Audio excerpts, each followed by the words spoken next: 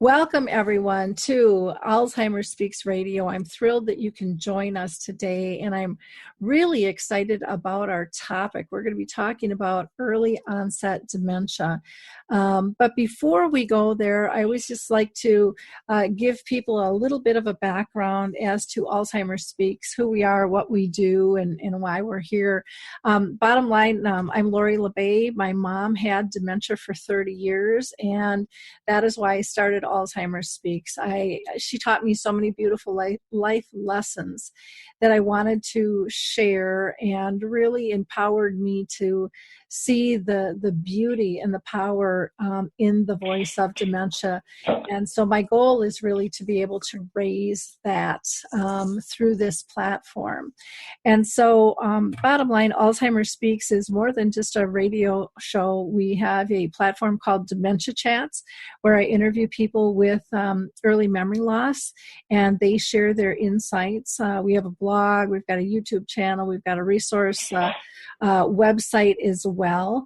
And we are a company that just, again, provides multiple platforms to help shift our dementia care culture from what I term crisis to comfort around the world. And I just think that that is very important for us to be able to do.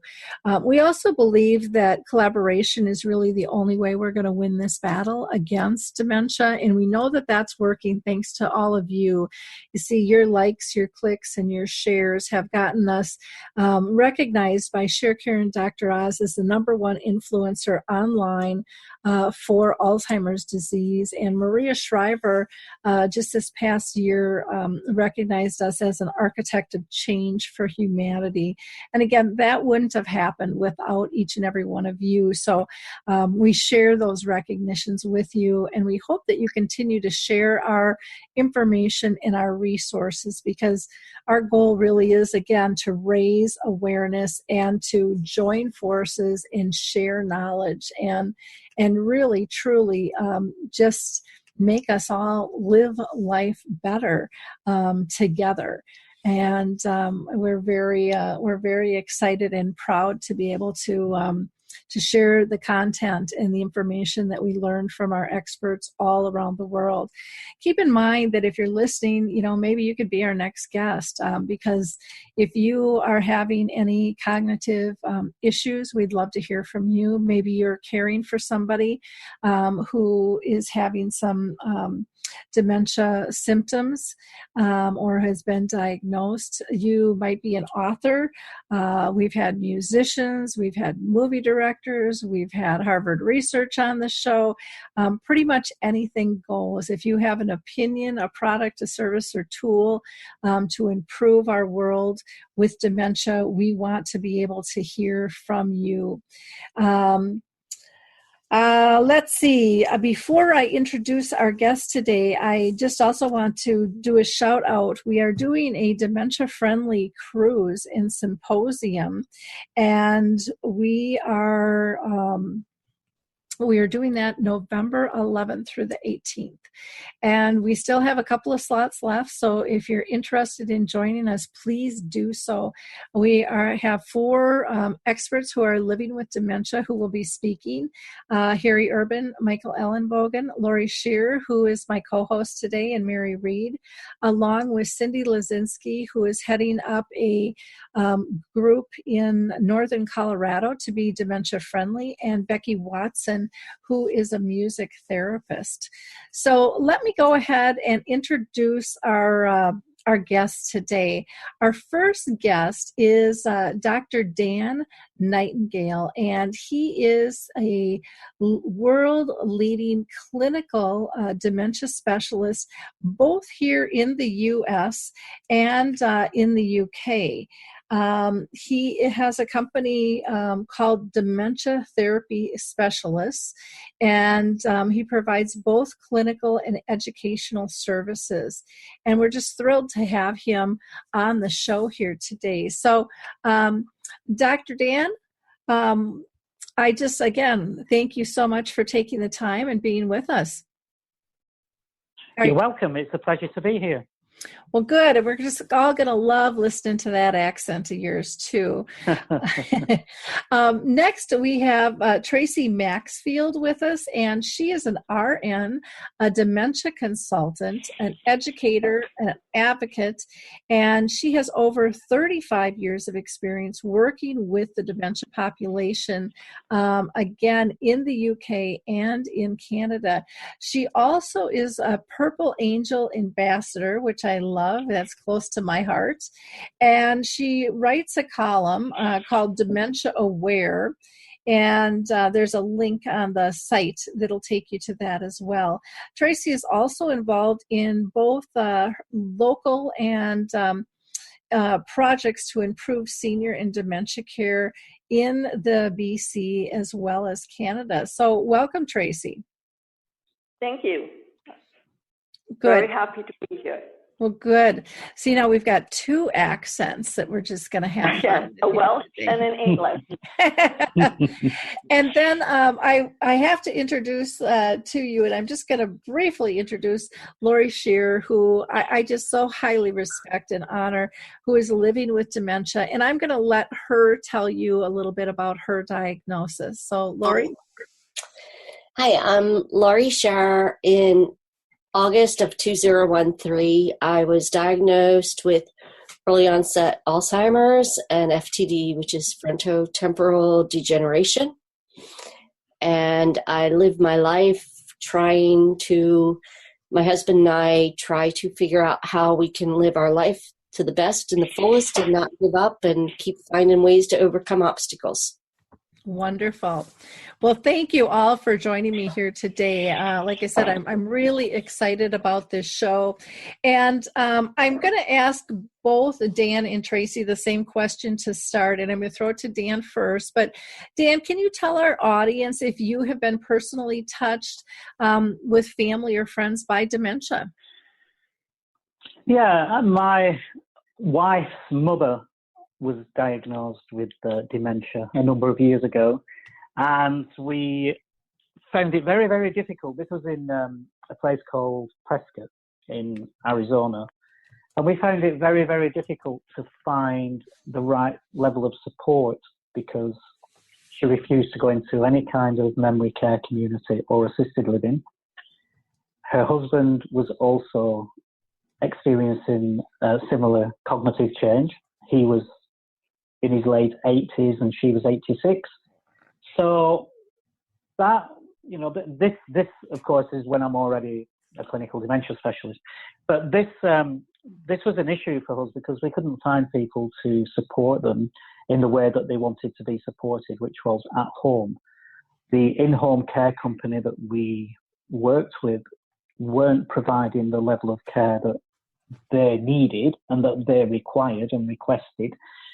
So what Kathleen and I did was developed our own little in-home care service and trained a whole bunch of home care support workers to go in and support them with some really good training in supporting people to live well with their cognitive change and their challenges.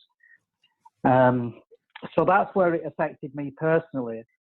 In my own family, I have never experienced it, but with my in-laws, that was my personal experience. Okay, great. Thank you for sharing that. Tracey, how about you? I would say that my aunt, and this we're going way back now, so this is probably in the very early 1980s. And at the time, as I said, they didn't classify anything as Alzheimer's. They would just refer to it as senile dementia. When I think back of how she presented and the types of behaviors she had, it was quite obvious that she had an Alzheimer's dementia with frontal lobe component because she was very agitated and aggressive.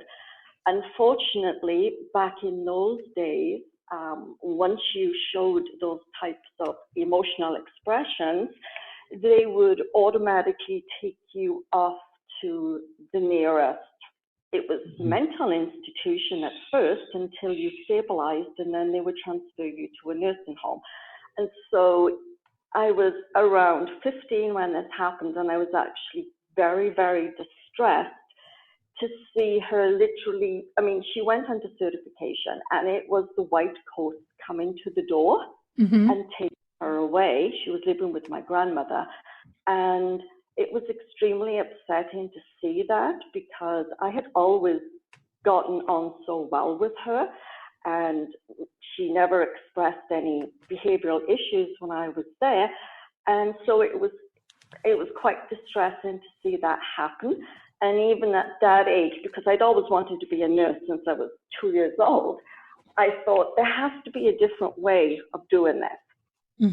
And so, as I said, at that time, wasn't really involved with anything else to do with dementia until I turned 19, and then took a year off to volunteer with various organizations to get a good grounding in dementia, elderly care, pediatric care before I started my nursing training.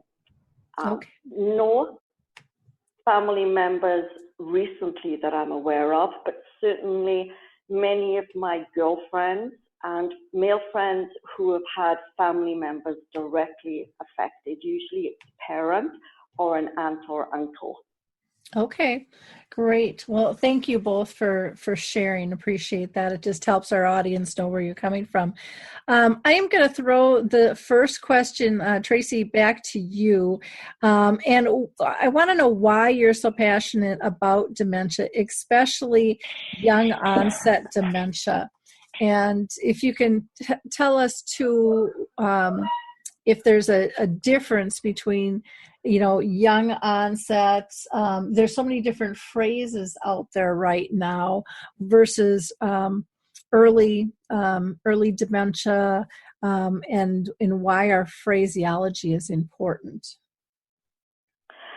So, yes, as I've explained earlier, initially my passion was awakened, I would say, at age 15, seeing my aunt having to be taken to an alternate living arrangement because of her dementia. And then at age 19, when I started working at the adult day program and in people's homes, that continued throughout my nursing career. Just everyone always classified it as something that you would automatically get when you were old, and once you had it, really there was nothing we could do, and we could talk about you, in front of you, over you, and we could ignore the fact that you had any thoughts or feelings. And I always completely disagreed with that, because I always saw the inner person. I always spoke to them on their level. I never tried to bring them back to their reality, to present day reality. Wherever they were existing at that time, I accompanied them on that journey. People used to think there was something wrong with me, but I persevered. When I came to Canada, I noticed that Canada was actually a little way behind the advances in dementia care compared to England. And so I continued my work in the past, I would say 15 years. I've worked within the nursing home, community care and hospital environments.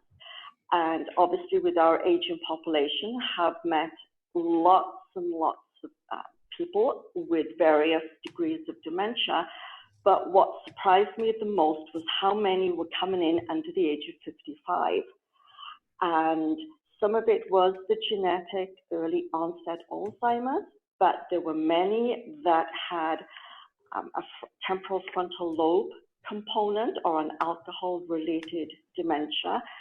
And visiting with the families, there was an awareness that we really did not have the supports and services and the education, because it is very, very different to the type of dementia care you would provide to, say, somebody that was in their 70s or 80s.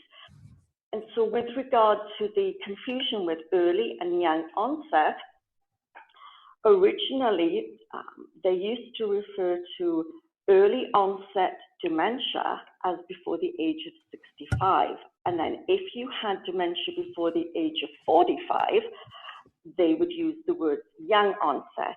Now they've decided that they can use it interchangeably. So young onset or early onset now refers to any person under the age of 65 who has developed some form of dementia. And as Dr. Nightingale will agree, we have children as young as 1 to 4 years older that have developed a very rare form of dementia, but certainly we're seeing, I would say, every generation from babies, 20s, 30s, 40s, 50s, having some type of dementia. And as you can appreciate, these are physically well, healthy individuals. Most of them have families, they have children. Lots of them are looking after elderly parents, and it's a completely different way of caring for them because it is so complex. Mm-hmm. Yep, very much so. Dr. Dan, I want to ask you about, your passion for dementia, because it started before your in-laws. You were into this, dove deep into this prior to just a couple of years ago. If you can talk to us about your passion and then how you look at the kind of young onset versus, the early onsets and all the different terms. I just personally find them very confusing when the doctors are using and the clinicians are using different terms for people to really know what's what, because it seems to almost be like moving parts to me. Yeah, one of the difficulties at the moment is inaccurate information. Many people misunderstand that term dementia. So in terms of a clinical diagnosis, we've removed that term dementia from a diagnosis and replaced it with a neurocognitive disorder. So a neurocognitive disorder with the Alzheimer's type, or neurocognitive disorder of the vascular dementia type. But I guess I'll come to that in a minute. The first part of your question was about my passion for this area. And it started back in around about 1992 when I was working in forensic mental health and forensic learning disability services back in the UK. And that's a really sexy area of mental health, working in that, in the forensics. Everybody wants to work in forensics. It's brilliant. It's fantastic. It's a great field to work in. And I was happy working in that. But I was sent to cover for 6 months for somebody who was on maternity leave in elderly care. And one of the first things I did was went to visit some patients. We'll just use that word for now, patients, because that's what I was sent to visit in 1992 in a nursing home in Keighley, which is in North Yorkshire. And when I got there and I looked around and I saw the environment and I saw the way that people were not being cared for, I thought to myself, well, Dan, you don't know anything about dementia, but this doesn't look right. This stinks. You see, everything was white and all the people were in this centrifugal position in a room in tippy back chairs. It was 11 o'clock in the morning. Most of them were asleep, heavily sedated, drooling, no interaction, no intervention, not being acknowledged. They were totally, completely and utterly invisible to the nursing staff on that particular ward at that time. And that just jumped out at me as being, this is wrong. This is not right at all. And I continued going to other areas and places. Excuse me a minute. I continued going to other places and areas and seeing exactly the same thing. So when my 6 months was up, I had a choice. I was given this choice of you know what, you can go back to forensic now. Or, if you prefer, you can stay in this field. And so I thought, yeah, I'm staying, because it has to change. And the only way to make a change is to be inside the system. You can't change it from outside the system. So that is what fuels my passion for changing the way that we support people to live well with their cognitive change. And so from then I went on and I retrained, and I became the UK's first dementia specialist working in independent care sector. And we also started to look at, why are we giving all these people so much medication that they don't need? Mm-hmm. And it was basically so that we could manage them. So it was chemical cosh. And I wanted to change that. And so I retrained again and took a 4-year program in hypnopsychotherapy, where I did research using hypnosis to treat some of the symptoms caused by Alzheimer's disease, vascular dementia, Lewy body dementia. And we had some real good results and outcomes from it. So that work was published in Europe, it was published in the US. We did a longitudinal study, found some even more interesting results. And so my idea there was to develop a model where we can use psychosocial intervention in place of medication. And so we started to train clinicians around the world to use that approach and that technique and that intervention.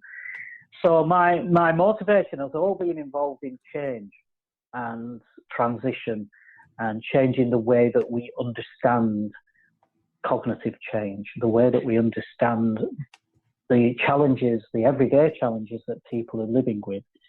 And, you know, more and more research today is telling us that, you know what, we've been using this clinical phrase of behavioural and psychological symptoms of dementia and saying this is because of the dementia, this behaviour is because of the dementia. And now we realise, you know what, that's not the case at all.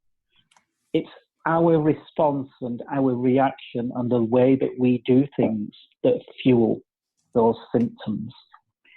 So what I've realised is that two things, fear and anxiety, are the two things that people living with any kind of cognitive change experience constantly. That is a constant with everyone living with cognitive change. Fear, anxiety. And it's those two things that we have to work with. So that's what kind of gives me passion, and that's what drives me in terms of supporting people to live well. Okay. The other part of your question relating to terminology and that kind of stuff, it's just really like, as Tracey said, you know, if you are under the age of 65, clinically, we regard that as young onset dementia. From a clinical standpoint, if you've got early dementia, early Alzheimer's disease, early whatever, then that means you're in the very early stages of it. So your cognitive challenges, your cognitive change might be around memory, might be around disorientation, might be around behavioural changes, personality changes, depending on the type of neurocognitive disorder you've got. So that it's just really clear, it's, if you're under 65, it's young onset. If you're in the very early stages of whatever cognitive disorder you have, then you're in the early stages. I think that's a good way of clarifying that. Okay. Lori, I'm going to throw a question out to Lori. Lori, how do you see these terminologies used? Do you think that they're good now? Or I know so many have had their diagnosis changed, and the terms seem to be a frustration point to so many out there. Pardon me. The definitions are very nice to have, but from doctor to doctor, they do not define EOD and MyOD as the same thing. I have been to 5 different doctors, and whereas one will call it early onset, another one will call it young onset. I was diagnosed at 55. And they will, one doctor to the next does not call it the same. One doctor to the next does not give you the same input. You have a doctor that says, basically, go home and die, get your affairs in order and die. And you have another doctor that says, well, do the best you can. But in all of the neurologists I have been to, I've never had any that have the same definition of what those things are. Mm-hmm. What about, Dr. Dan, what about mild cognitive impairment? Because I think a lot of people look at mild cognitive impairment as early onset. And again, it's just another term out there. And a lot of times the public doesn't use the medical terms. Yeah, I mean, if you've got MCI, whilst the majority of people who have a mild cognitive impairment do go on to develop a type of neurocognitive disorder, not everybody does.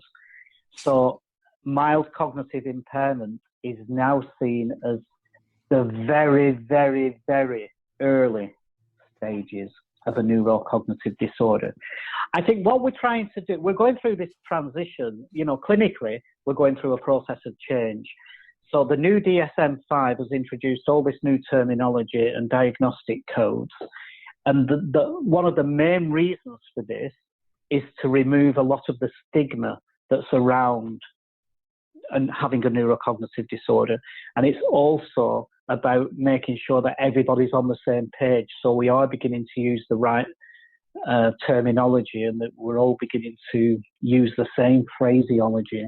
It's going to be a long, long time before everybody is on that same page, because that's the nature of managing change and managing through change.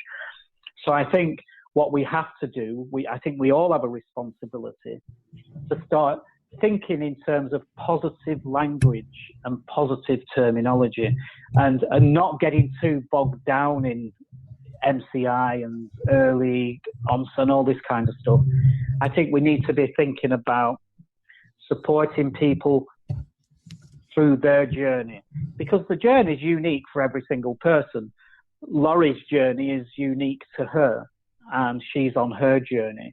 And the people that are supporting her, family and other people, are sharing her journey. And I think it's important for us to get the message across that positive language and terminology has a massive impact on the way that people live their life with a neurocognitive disorder. So terms like, I saw it again yesterday in an article, these people are suffering from. No. If you tell somebody they're going to suffer, they're going to suffer. It's about living well with. People don't suffer from, they don't wander, they're walking for a reason. There's a reason why people are walking around and looking for something. It's trying to get people to adopt positive language, just like they would in any other area of life. We try to use positive thoughts, positive affirmations. We try to think positively about all kinds of aspects of our life. And it's no different when we're supporting people to live well with a neurocognitive disorder. I think that's just as important, to make sure we're using the right positive language and terminology. Let the medics sort their stuff out. That's their responsibility to sort out what language and terminology they're using in terms of clinical diagnosis and codes and standards and things. I think in general, it's about supporting somebody to live well with dementia and focusing on all the positives, focusing on all the things that Lori can do and enjoy doing, like running 2 acres to close a gate to stop the dogs from getting out and the deer from coming in. It's all about yeah, Laurie can do that because she's just done it. So it's really about focusing on those positive things. One other thing I just want to mention in terms of terminology, since they're kind of going to this neurocognitive disorder terminology, we have so much going on with dementia-friendly communities and dementia-friendly that. What are your thoughts about those terms? Because I know that some people like the word dementia, some people don't like the word dementia.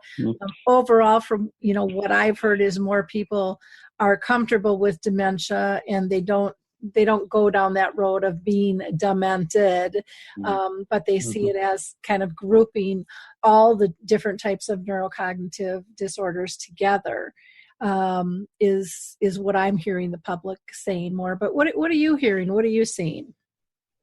Yeah, same thing, Laurie. I think it's important that we recognise that. And that word dementia has been around for many, many, many years. And that word's going to be around for quite some time. Just clinically, from a clinical point of view, it's important that we identify the neurocognitive elements of it from a clinical point of view.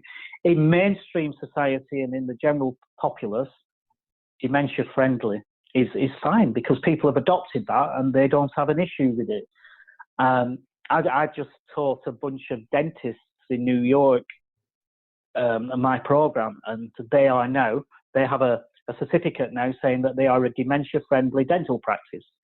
So, and they're happy with that, and their dental patients who are living with dementia are happy with that. So to people, the mainstream populace, I think the word dementia is going to be around for quite some time. We're seeing lots of things like, I try to use that cognitive change because I think for me, seeing everybody on their unique journey has a different level of cognitive change, and a cognitive change to them is I'm totally dysgraphic. I can go to somewhere 10 times and still, on occasion, not recognise it, and I always have to use satellite navigation to get myself there. So for me, that would not be an element of having dementia if I go through that assessment process, because that's part of me. So I don't have that cognitive change because I'm always lost. I have no idea where I am, ever. So, whereas other people who have got a fantastic sense of direction, that may well be part of their cognitive change as they go along their journey. So, everybody's unique, it's individual, but I do agree with you about the dementia aspect of it in mainstream society. It's going to be a word that's around for a long time because we all know what it is. We all know the word. We don't know what it is, but we all know the word. We're all familiar with that word. Yeah. But don't you think that we need the word is going to be around, but we need to change people's understanding of the word. Yeah. That people with dementia can actually flourish in society if we give them the opportunity. They have gifts, they have strengths, they have experience, vast experience. And if we the new wording is enable and empower them and encourage them to be parts of the community, an inclusive community, then people will not be so scared by dementia because there is still that old way of thinking that, okay, they can't do anything. We're going to put this food in front of them and they're going to eat it because they can't make that choice. Well, actually, yes, they can if we allow them time and we encourage and support them. And I think we need to change how people think of what the word dementia is. And that probably will help reduce the stigma that very mention of the word creates. I absolutely agree with that. Yeah, I think if I can just jump in there and kind of use the word learning disabilities, intellectual disabilities as an example. how we went through that process of recognizing people with a learning disability and somebody who may have an autistic disorder and somebody who may have Down syndrome have still got so much that they can do, so much to offer, so many skills, so many abilities, so many things that they can accomplish. Exactly as Tracey explained there. Absolutely spot on. Yeah. Yep, I agree too. Tracey, there's different types of dementia in older people. And is this the same, for young onset dementia? Are you seeing different sets, or are they similar types with, vascular and frontal temporal and so forth? Can you give us some ideas of that? So the most common type of young onset dementia remains Alzheimer's, the familiar Alzheimer's disease, and they estimate that probably about 30% of people have that type of dementia. Vascular dementia is actually increasing, and it's usually due to previous brain injuries, so maybe if they've had brain hemorrhage, and sustained some damage that way. There are some people that have had early onset strokes, and CADASIL is another factor that contributes to vascular dementia.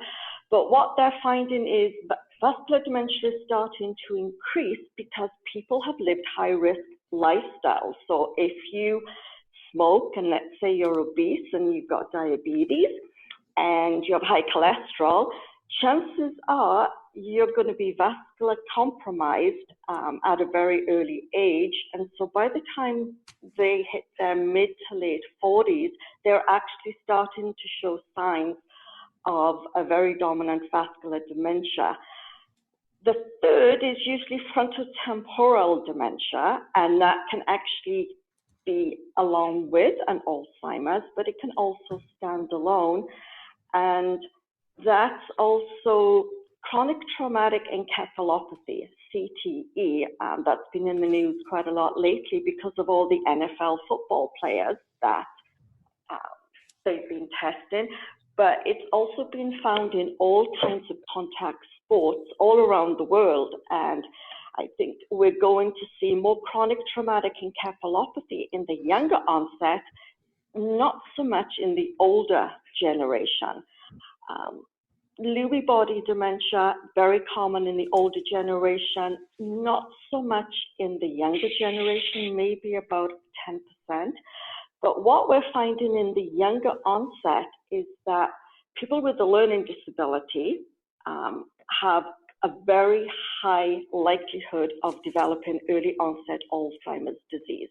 1 in 10 with a learning disability, research indicates will develop early onset Alzheimer's. Plus, people with Down syndrome, obviously with good healthcare, they're living longer, but they have a very, very high chance of developing young onset Alzheimer's. So for example,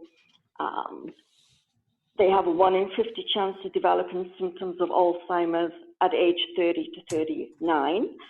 Ages 40 to 49, that goes to 1 in 10, and when they're in their early 50s, it increases to 1 in 3 will develop symptoms of Alzheimer's.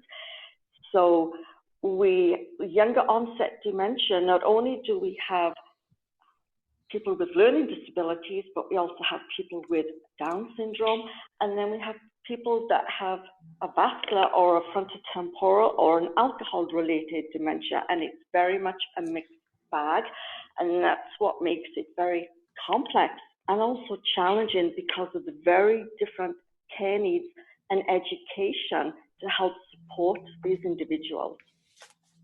So in terms of their needs, I would imagine that they do need a different type of service. Can you give us an idea of what types of services they would need that maybe they're not getting right now, or that are there on a limited basis?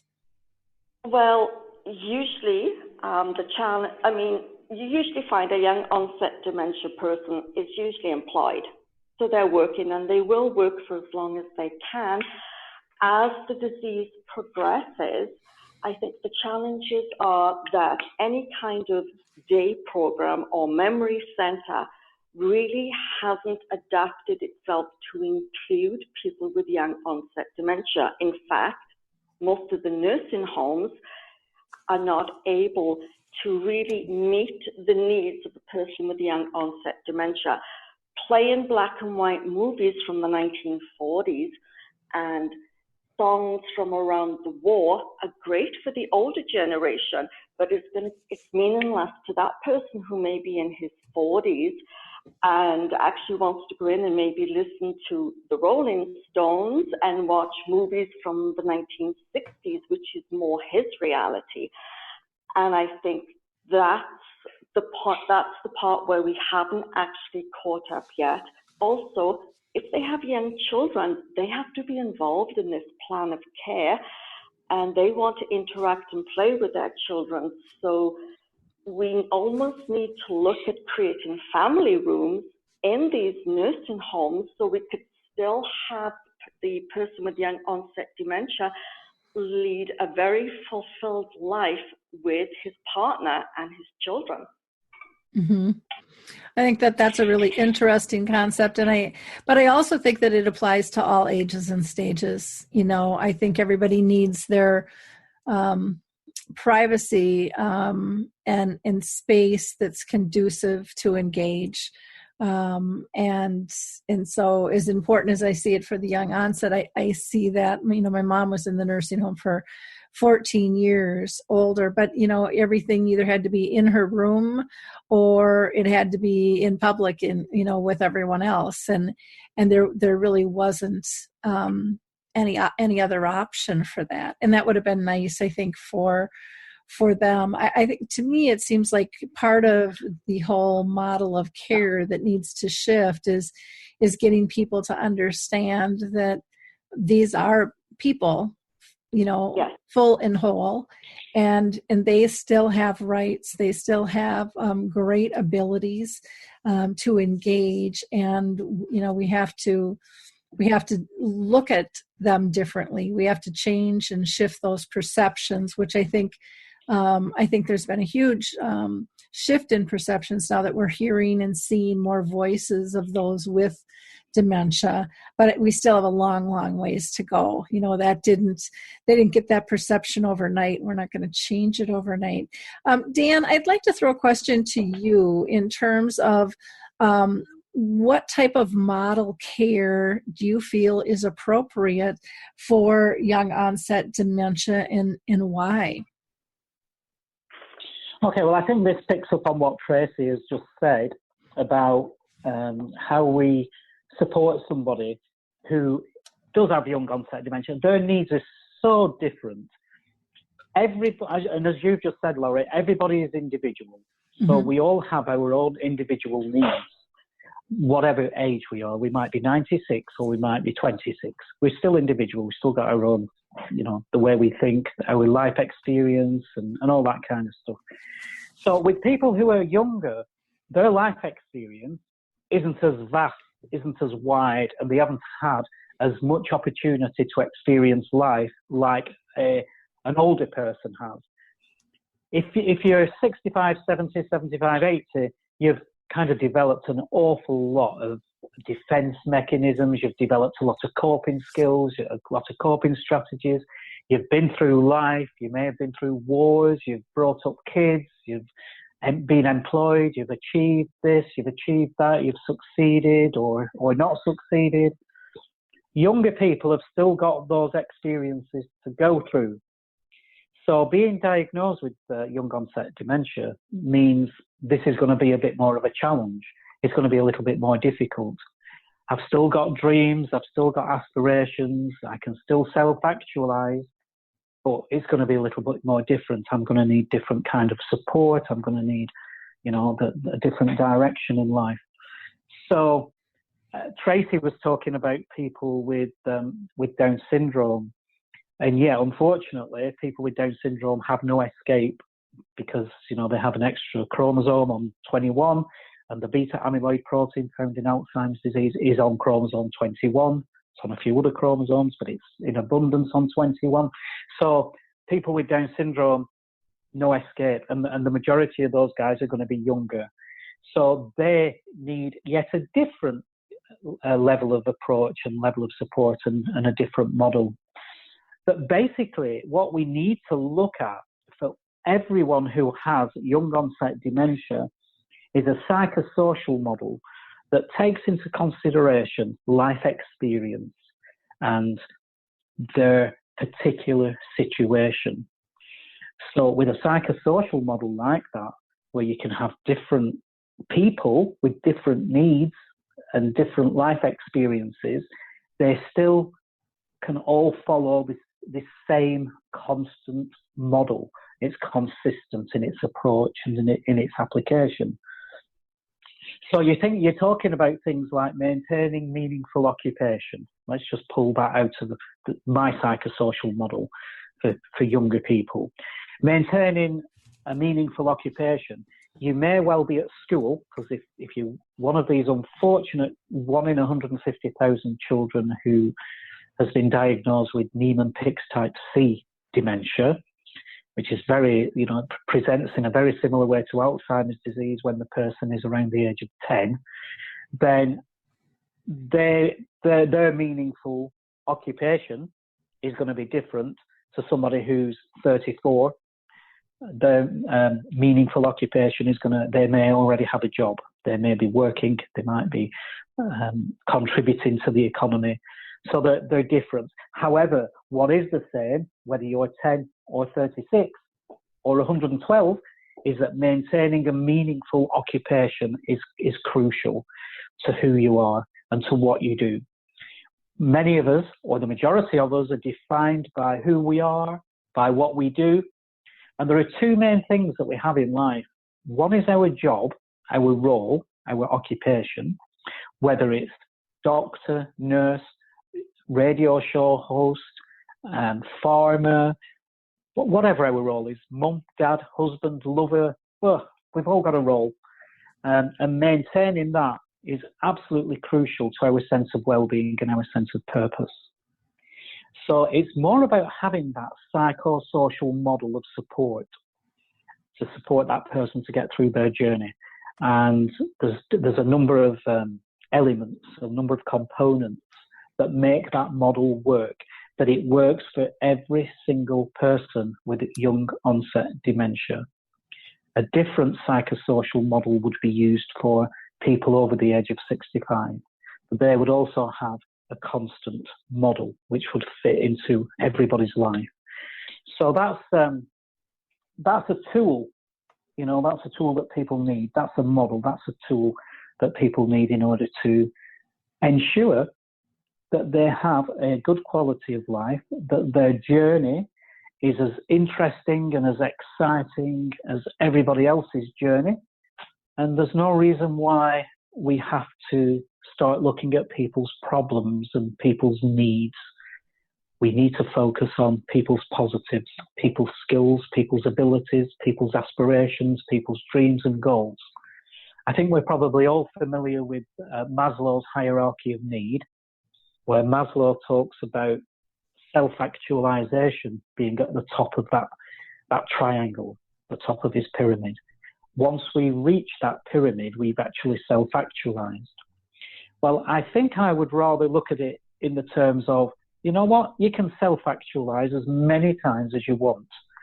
People might have this ambition of jumping out of an aeroplane. God knows why, but some people do. And once they've done that, they touch the ground and it's like, my goodness, I've just self-actualized. And that's just one occasion when they self-actualize, So people have grandchildren. They love it. They've self-actualized because they've got the grandchildren. So there's many, many aspects of our life where we achieve self-actualization.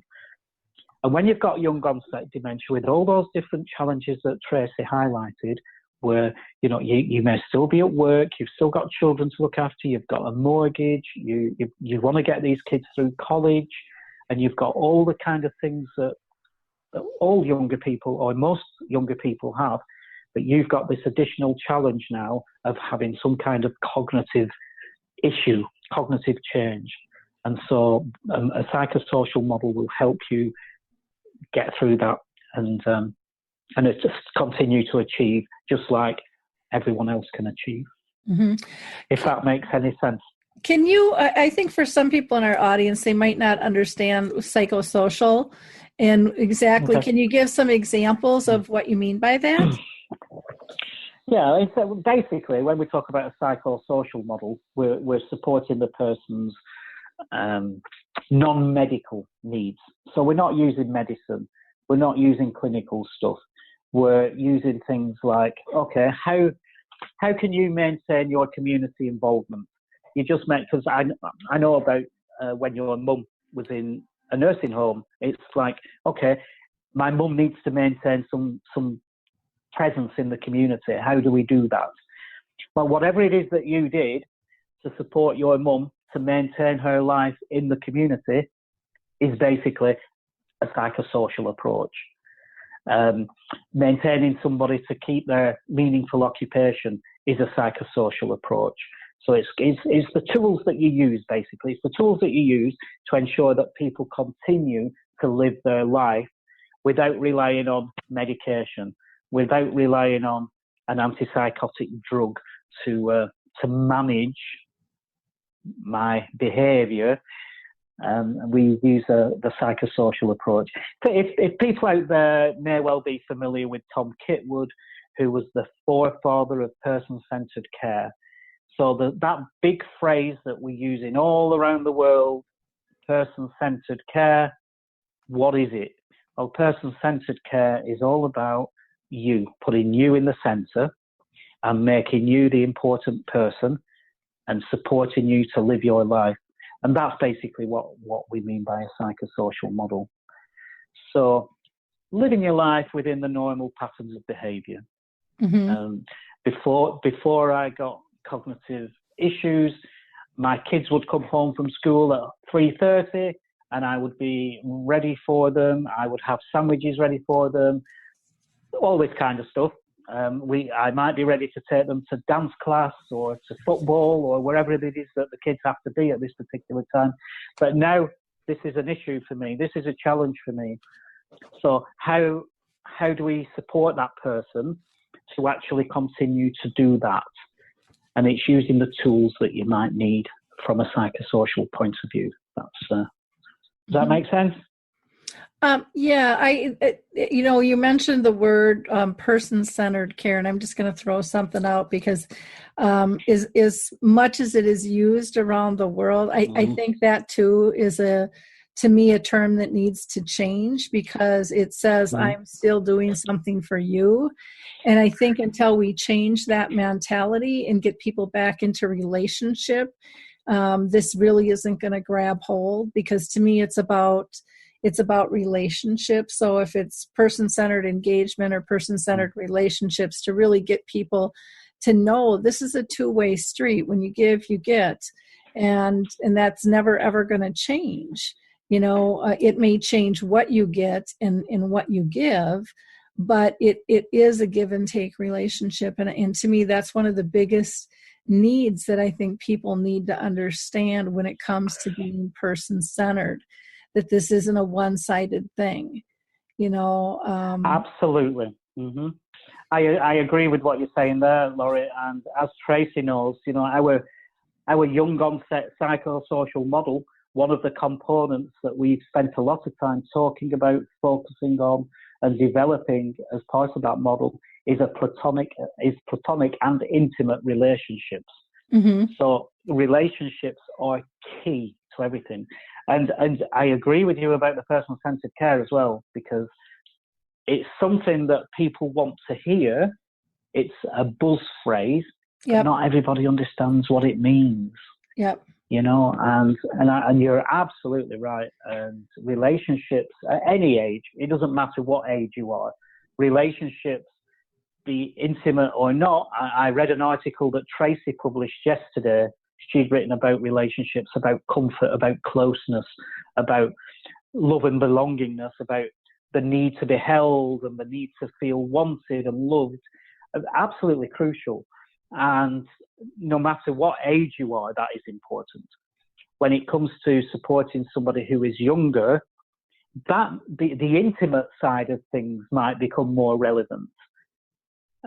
So relationships, very, very, very crucial, absolutely key. And I really appreciate that you pointed that out, Lori. That's excellent. Great. Lori, do you have a comment or question? Yeah, I was diagnosed at 55. My previous experience had been I was at a bank for 18 years where I started their telephone and web center. I was vice president of bank.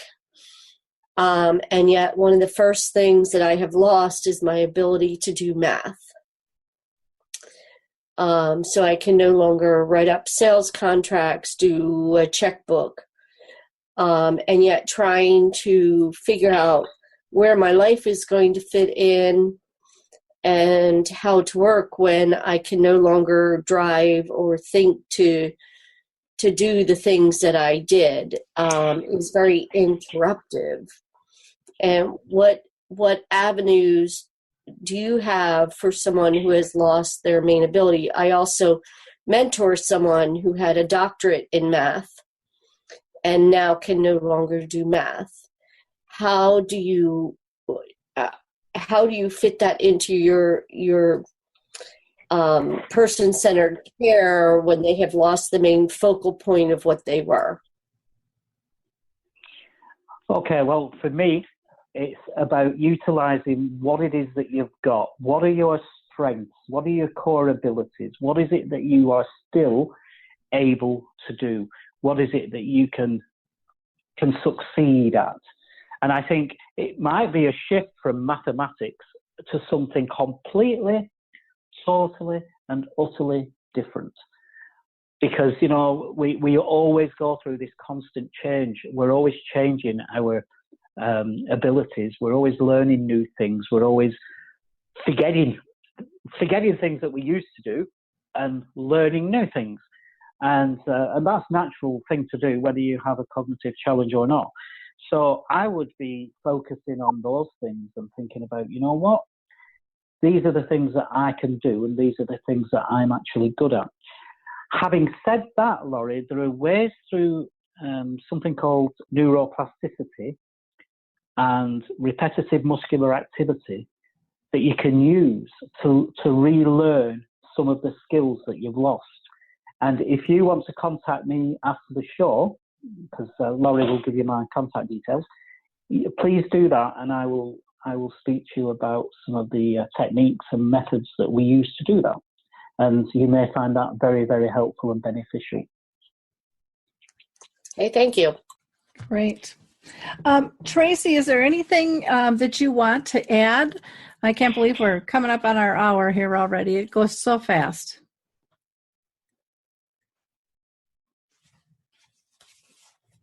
Let's see.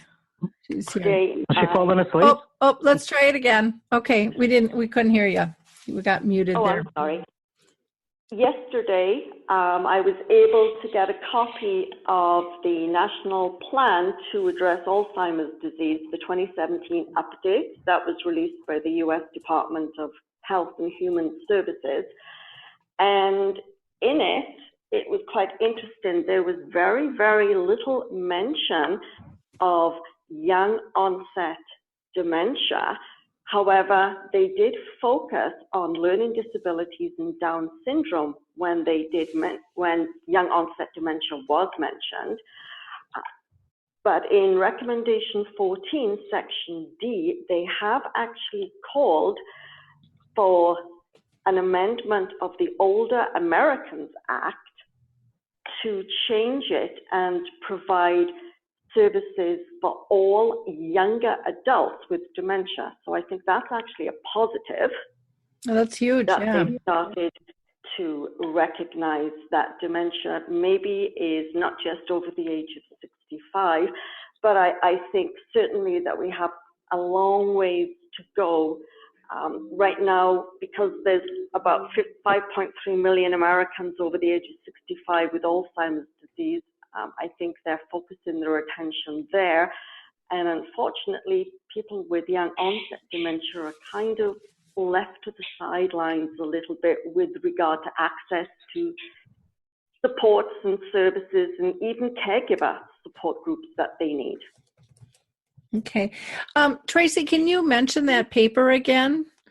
The Alzheimer's Act? So it's the National Plan to Address Alzheimer's Disease, the 2017 update. I can certainly send it to you. I have it on my Word document. It was released yesterday. I got a copy of it. Okay, that would be wonderful if you could. That would be absolutely great. Yeah, I had seen somebody put a link on LinkedIn and I didn't grab it, and I should have, but I didn't. So yeah, that would be wonderful if you could share that. Any last minute comments that you want to cover that we haven't covered, Tracey? The only thing I would say is that certainly after completing Dan's course, specifically on the program for the young onset dementia, it does embrace everything that he's actually discussed on your show and supporting the family as well as the person with young onset dementia. And so certainly if anyone's interested in that program, they should contact him because it is very, very interesting and very helpful. Okay, great. Dan, can you tell us a little bit about that program? How long is it? How do people sign up? Is it just for professionals or is it for family members as well? Yeah, I develop it so that anybody can do it. I mean, this program can be studied by individuals. It can be studied by professionals. It can be studied by caregivers. It can be studied by families. And what it is, it's a program that is hosted on a website called successsanctuary.com, and people get access to the program. So it has different modules. It has PowerPoint presentations. It has the young onset one has some video of role play. There are exercises, there's group work, there are things that people can do, activities, exercises, all kinds of different things. And of course the model is in there, the Nightingale psychosocial model of support for someone living with young onset dementia. And it gives explanation as to how that works and how families and caregivers can fit that into it. So if anybody, as Tracey said, if anybody's interested in taking up this program, they can see it on our website, which is dementiatherapyspecialist.com. They can see the caregiver programs on there, or just contact me direct and I'll talk to you about how it works and the costs and all that kind of stuff. But we've got some people who are studying this program and they're benefiting from it immensely. So it's well worth doing. What I've done is taken all my tools from all my experience over the years and put them all together, and that's basically how the program came to be. There's lots of issues at the moment, and I'm sure most people are familiar with it. There's a lot of issues around quality of care, especially in nursing homes, assisted living communities, and the like, where the quality of care is not as it should be, where training and development is not as it should be. And very close to my heart as a clinician is making sure that people who are working in the care sector, the people at the front end of the care sector at coalface, and that can be family members or caregivers working in a facility, have the right understanding, the right level of training, knowledge, competency and skills to support people to live well with their challenge. And that's all we can ask. We want people to live their life, not stop their life, not suffer, but live their life to their fullest. Just like everybody on this show is doing at this moment in time. We're all living our life to the fullest, and that's what I want from the people that I'm supporting. Wonderful. So yeah, it's a program that I would encourage people to look at.